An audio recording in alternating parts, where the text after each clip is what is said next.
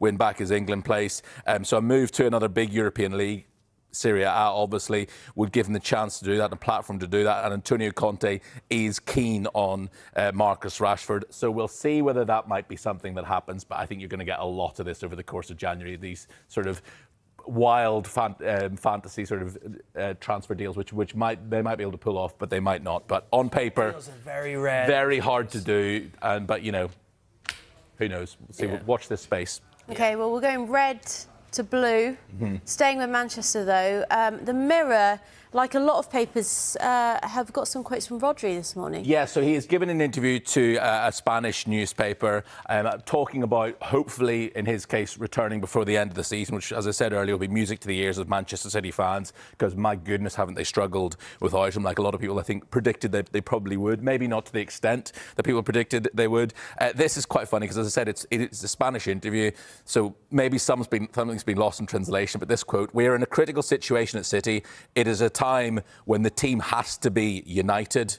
I think the one thing that City don't need to be is united at the moment. You don't want to take anything out of their book at the moment. He says you have to pick yourself up. The good thing is that there's always room for improvement over the season. And as regards his own situation, my idea is to come back earlier.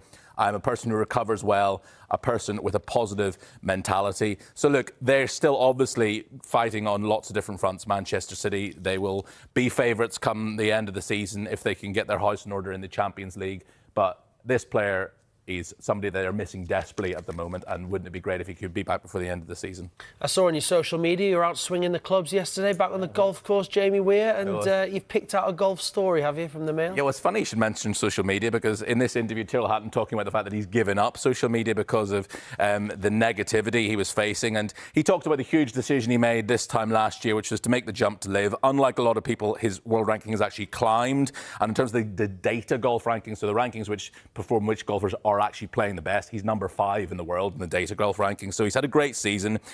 He said there were a lot of uncertainties when he made the move. He knew if he didn't play well, there's a possibility he wouldn't be involved in the majors this year. That was a scary thought. He talks about his head being all over the place this time last year in Dubai when he finally made the decision to take the jump. It was a bit scary thinking of what you're risking, he says. And he says, like a lot of people, like a lot of golf fans, he's exasperated by the protracted nature of the merger talks. Something needs to happen pretty quickly. Golf fans in general are pretty fed up with how it's played out and how it's continuing to drag on. He's absolutely right in that regard. And it just finishes by saying his prime goal for 2025 is, quite simply, play in the Ryder Cup. And I think from a European point of view, we all desperately need him there in New York come September. So fingers crossed. Yeah, good stuff.